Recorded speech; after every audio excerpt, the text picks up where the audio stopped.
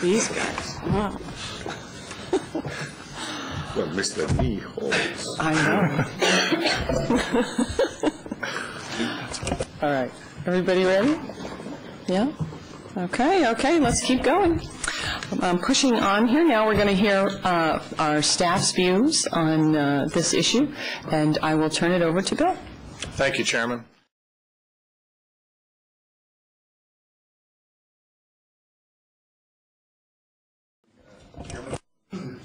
I'm going to give a bit of regional perspective. I'll turn my mic on. A bit of regional perspective, and what I'd really like to do is highlight three specific areas where I think the regional examiners, as well as the headquarters examiners and the TTC examiners, make a significant contribution to the overall safety mission. And the first example I want to focus on is in the quality of the written exam. Obviously, we've already stated that our key goal is to distinguish in the exam between competent and non-competent operators. Written exam is a key cog in that process. And what examiners bring to that effort is skill in what I would call the science of knowledge measurement, how to write and validate a quality question that gets at the knowledge you want to test and doesn't have flaws in it that allow folks to get around it without having the knowledge you want to test. So if I could turn to the next slide. This is a particular specific example of a written exam question that was submitted to the NRC a few years ago on a draft exam. So the NRC examiners had to review it. I've eliminated some of the details in the stem of the question just so that it'll fit on the slide. It's not really relevant to our discussion, but essentially it's a classic kind of question format. It has a stem which sets up some conditions in the plant. In this case, there's an event in the plant in progress that's included in the technical plant conditions that I refer to. And then the question asks, what should you do? There's a lot of ways to phrase that question, but essentially, what should you do now?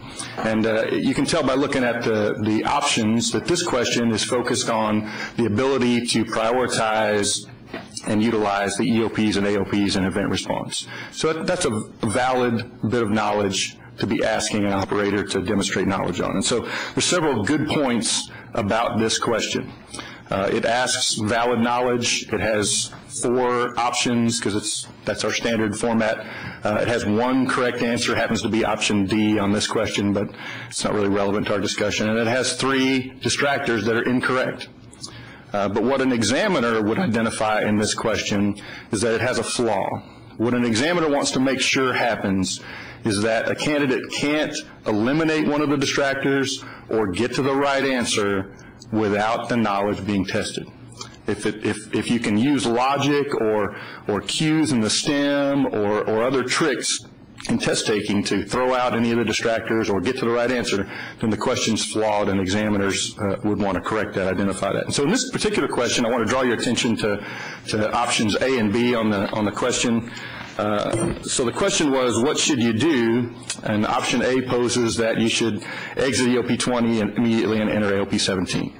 So that's one possible answer to the question. Option B says the same thing, exit EOP 20, enter AOP 17, and then it has additional information. Now, if I don't know because I was trained and I remember that the correct answer is option D, then I'm trying to probably find ways to eliminate some of the distractors and get closer to the right answer and increase my chances with guessing. So if I'm tempted to look at Bravo as a possible answer, and I think the correct answer to what should you do is exit EOP 20 and enter AOP 17 and then do some other stuff, if I'm tempted to think that, then logic dictates that A is also a correct answer because it says that you should exit EOP 20 and enter AOP 17. So if I think B is an answer, that tells me A would have to be also an answer, so that means I can logically, not with knowledge, but logically eliminate B. So that's a flaw in the question. That's the kind of thing that examiners look for. It's just one example of the kinds of flaws that examiners would look for and correct before this question made it onto the exam. So next slide, please. Just want to next highlight another area where examiners bring value, and I think it's not talked about much, but when an examiner is involved in an exam review or in authoring an exam, as we do once or twice a year, we get a deeper look into licensees' procedures than any other standard baseline inspection procedure that the NRC implements. And so because of that deep look, we can identify in procedures that aren't commonly used and aren't commonly reviewed by the NRC, we can identify flaws that need to be corrected. Sometimes those flaws are minor, sometimes they rise to more than minor significance. As an example, in the 2012 exam, we identified 16 non-cited violations for procedure quality issues. And that's abnormally high, but it just illustrates that when we get that kind of deep look, we can identify those kinds of issues. And you may be asking, well, what would a procedure quality issue look like? So I included an example there. On a particular procedure that we looked at, it dealt with what do you do when you lose auxiliary feed water to the steam generators. And the procedure says, well, start one of the main feed pumps. Now, if you've been trained, you know that there's an interlock between the main feed pump and its associated aux lube oil pump. You can't physically start the main feed pump unless you first start the aux lube oil pump to get lube oil to that feed pump. But the procedure did not say that. The procedure just assumed that operators would know that and implement their knowledge. And so the procedure didn't provide the kind of defense in depth that we expect procedures to provide in addition to operator knowledge. And so what we identified in this particular exam was that 8 out of the 10 applicants, even though they'd been trained, didn't remember in the heat of battle that they needed to start that aux lube oil pump first. The procedure didn't give them the backup, and so they weren't able to complete the task. They had to take some very complicated recovery paths because of that. And so that's an example of where examiners, using the exam process and procedure review, were able to improve plant procedures by including that kind of information so that we have the defense in depth, operator knowledge, and quality procedures. And then on the last slide, if you would go there for me. I'd like to just highlight the fact that we think that the effective operator licensing program does result in competent operators that are capable of responding to normal and abnormal events. And I'd just like to highlight a 2009 event where there was a fire in switchgear at the Columbia Generating Station. And in this particular event, it was in the morning, 7:50 in the morning. The shift manager was out at a meeting, as shift managers often do at 8 o'clock in the morning. And so there was just the one CRS SRO license in the control room to direct activities, and then the board operators. And the fire broke out in the switchgear, and obviously it was a fire, so that demanded attention, created toxic gas, which demanded a notice of unusual event emergency declaration, which is additional load on the control room staff, the one control room supervisor. That fire in the switchgear caused the turbine to trip, which caused the reactor to trip. And that would be something that operators have practiced and have been trained on. But in addition to those events, they had a secondary fault which caused the turbine bypass valves to fail open. And what that does is it causes basically an uncontrolled cool down event, which further complicates the event. So in the nutshell, this control room supervisor had to use his training, use his procedures, direct his operators to diagnose and correctly prioritize their actions to get the plant in a safe shutdown mode. And it was a very complicated event, but operators are trained for that. But why I think this is significant that this control room crew was able to accomplish that, to get the safe shutdown, is that control room supervisor, the guy directing all of that, was only a couple of months out of license class. And so what we think is that's just one example of why we believe that the training program culminated in the license exam produces competent operators. And I'll turn it back over to Ho to finish up. First of all, let me just invite any of you to answer a number of these questions. In the previous panel, we had a number of discussions about throughput of candidates, and I wanted to get your views on throughput. Is there a problem? You know, should 12 people start off and 12 people finish up, or not? Actually, that's a very interesting question, Chairman, because I think there are many dimensions to it. I guess just to start out, I don't think that it's probably natural to expect that if 12 start a program that 12 will necessarily finish, because there are a lot of things that happen along the way. I'll save the academic part for last, but there are a lot of factors that go into it and really deals with candidate selection. Because I can tell you from the regional examiner perspective, we give zero thought to throughput. If 12 applicants demonstrate knowledge and ability and pass the exam, we give those guys licenses, and if none of them do, we don't give any of them licenses, and we feel like we've done our job either way. Mm-hmm. Well, that's sort of my attitude as a teacher. So, in terms of the regional offices, I'm interested in how you guys achieve consistency in terms of decision-making about exams and et cetera across the offices, because we heard previously that there was some discrepancies. Sure, I'll just say that I've only operated from Region 4, but we do have a number of things that we do on a regular basis to try to cross-pollinate and make sure that we're being consistent. We have a program review. The headquarters office goes out to each of the regional offices once a year to do a program review and make sure that we're implementing the program as required. We have biweekly phone calls with all of our counterparts from all the regions and headquarters to talk about issues and for consistency. We share examiner resources across regional boundaries for cross-pollination and knowledge sharing, and then we have a counterpart meeting every couple of years to refresh our knowledge and reset some of those standards. And I can tell you that the new reg, the exam standards, has some flexibility, some range of abilities that allow for the number of bank questions on an exam and the level of difficulty on the exam and things like that.